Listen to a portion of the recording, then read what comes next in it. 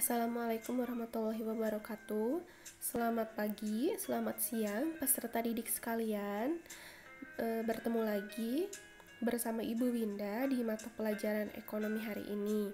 Semoga kalian semua tetap semangat menjalani hari-hari, tetap semangat belajar, walaupun kita BDR ya, belajar dari rumah. Tapi anggaplah ini kalian belajar di sekolah dengan tetap serius, semangat dan disiplin dalam belajar gitu ya.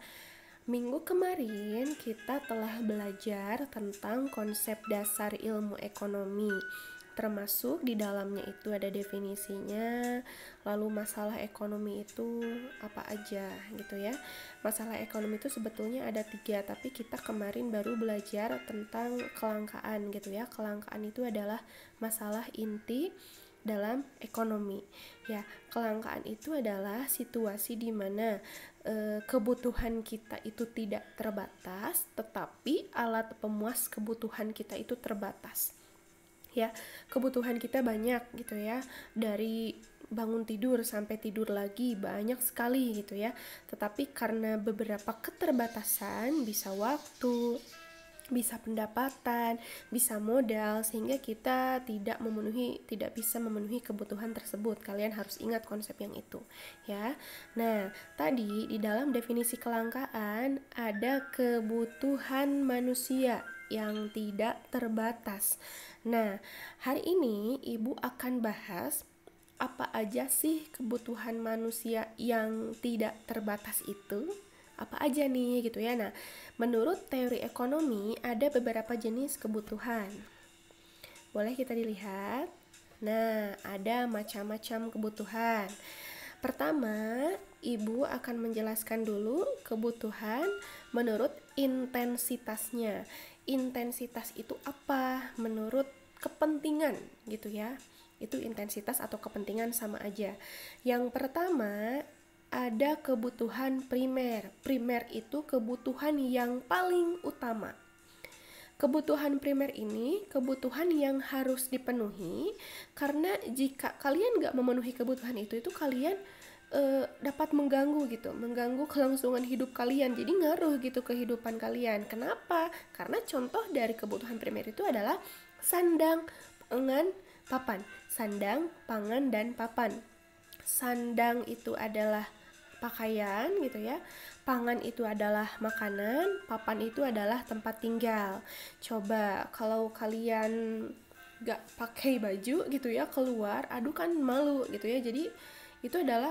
Jadi kalau kalian tidak punya baju, gak bisa keluar rumah, tidak bisa ke sekolah misalnya, tidak bisa keluar main, tidak bisa les dan lain-lain, karena kalian gak punya baju gitu ya. Masa gak pakai baju gitu ya, maka itu akan mempengaruhi kelangsungan hidup kamu.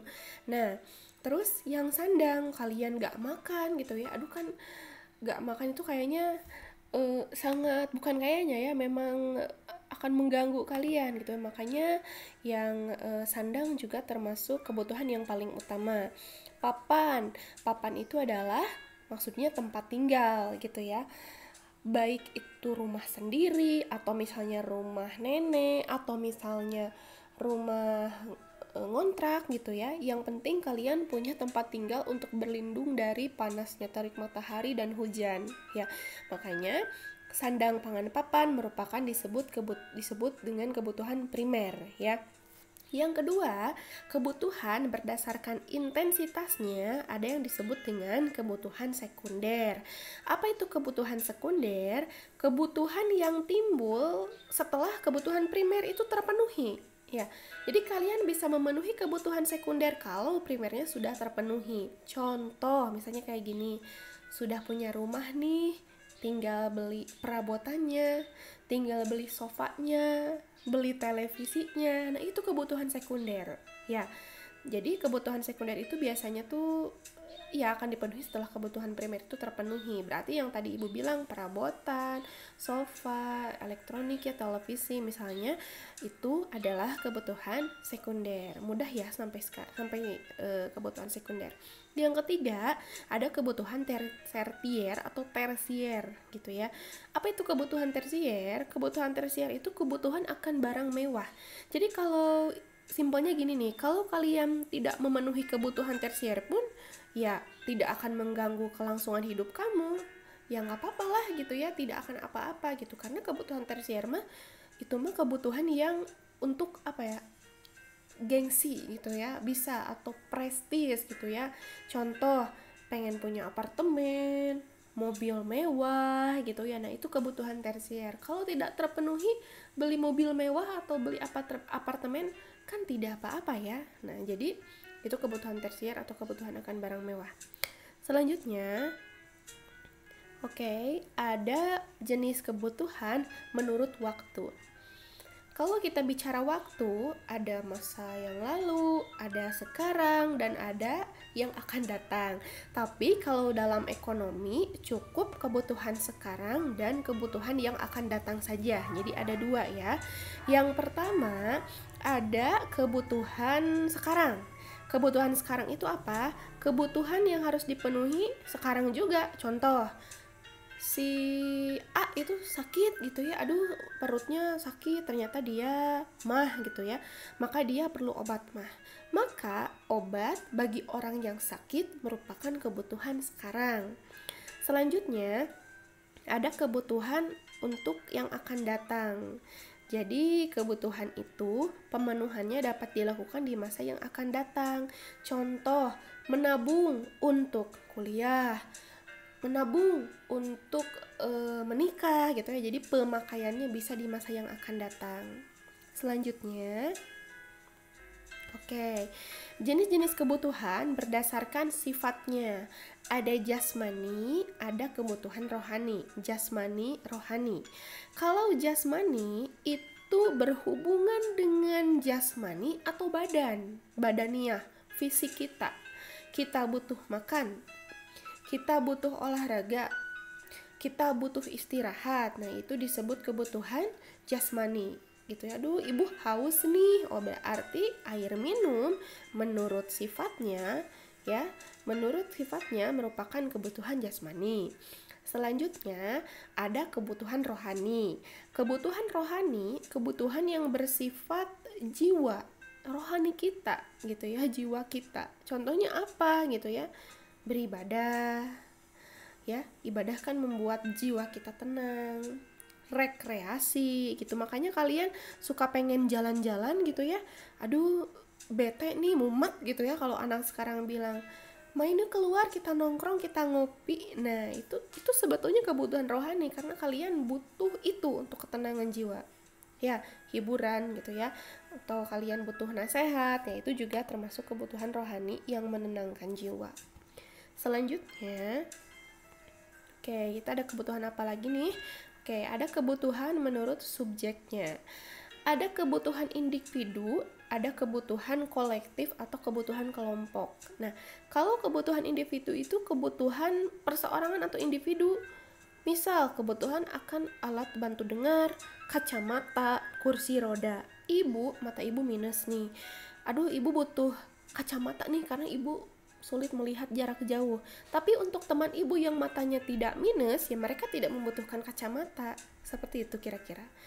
Lalu ada kebutuhan kolektif, kebutuhan bersama dalam suatu masyarakat, dimanfaatkan untuk kepentingan bersama. Jadi benda tersebut itu dibutuhkan oleh bersama. Kita butuh rumah sakit, kita butuh sekolah, kita butuh jalan raya, atau kita di desa, di lingkungan rumah butuh pos kamling gitu ya. Nah itu disebutnya kebutuhan kolektif.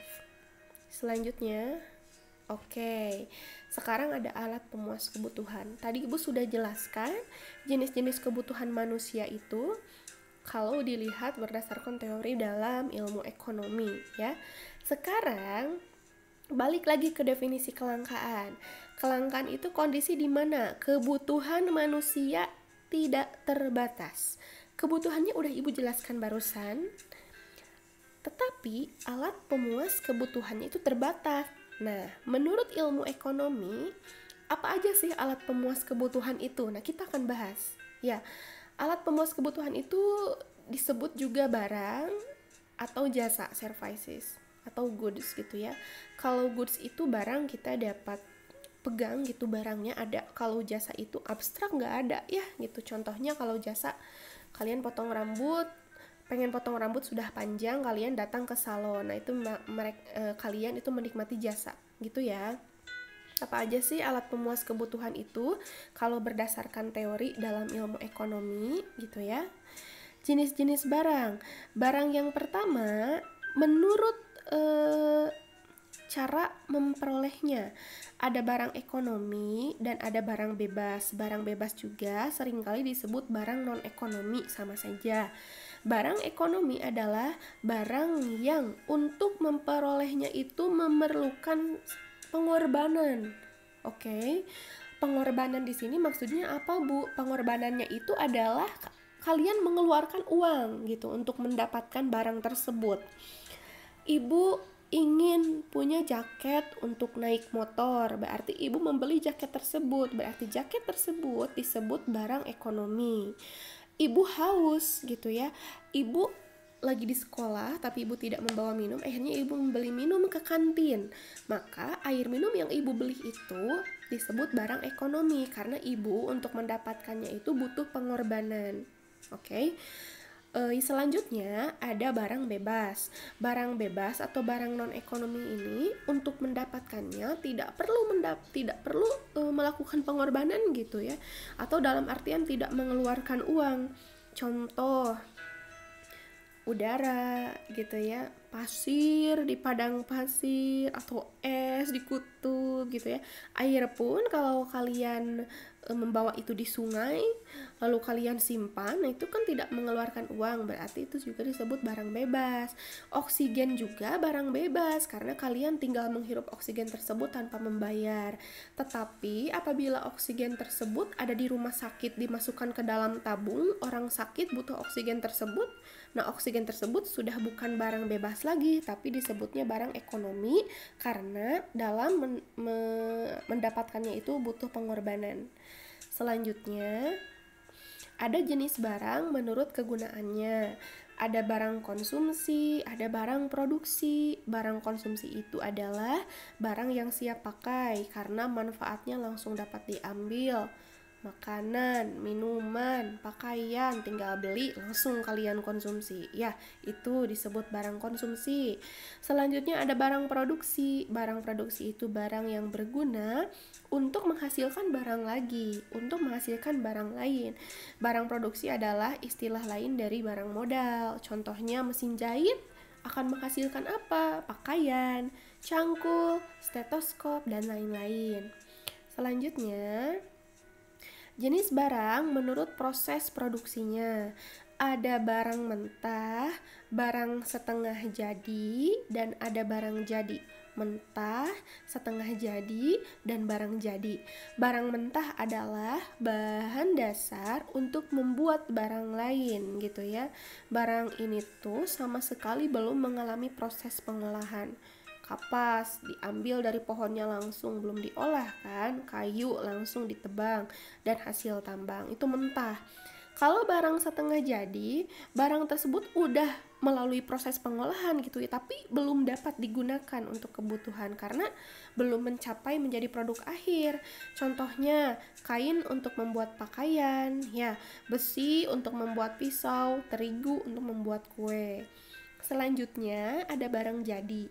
Barang jadi merupakan produk akhir yang telah melalui proses pengolahan dari bahan baku menjadi bahan setengah jadi sampai menjadi barang siap pakai untuk memenuhi kebutuhan manusia. Pengen laptop, belilah ke toko gitu ya. Nah, itu udah jadi barang jadi. Pengen beli TV, langsung beli ke toko, itu sudah jadi barang jadi. Selanjutnya, jenis barang menurut hubungannya dengan barang lain. Ada barang substitusi, ada barang komplementer. Kalau substitusi dalam matematika kan mengganti ya, di dalam ekonomi pun ini adalah mengganti. Jadi barang substitusi itu adalah barang yang menggantikan. Barang yang pengganti ini bisa menggantikan satu sama lain gitu ya. Contohnya apa? Kalian gak mau makan nasi nih, makannya sama kentang aja, oke, nasi diganti dengan kentang, nasi diganti dengan jagung, bisa. Barang komplementer adalah barang yang apabila dipakai bersama-sama akan memberikan manfaat gitu ya, atau faedah. Contoh, kalau pakai sepatu harus pakai kaos kaki. Sepatu dan kaos kaki merupakan barang komplementer. Makan roti dengan mentega ya, lebih enak nih roti kalau dimakan dengan mentega dan coklatnya gitu. Maka roti dan mentega merupakan barang komplementer. Selanjutnya, nah, untuk materi biaya peluang akan Ibu jelaskan di pertemuan selanjutnya ya, peserta didik sekalian. Untuk pertemuan sekarang, Ibu sudahi sampai ke jenis-jenis kebutuhan dan jenis-jenis barang. Insya Allah minggu depan Ibu akan bahas tentang biaya peluang, motif ekonomi, prinsip ekonomi, dan ekonomi syariah. Terima kasih. Wassalamualaikum warahmatullahi wabarakatuh.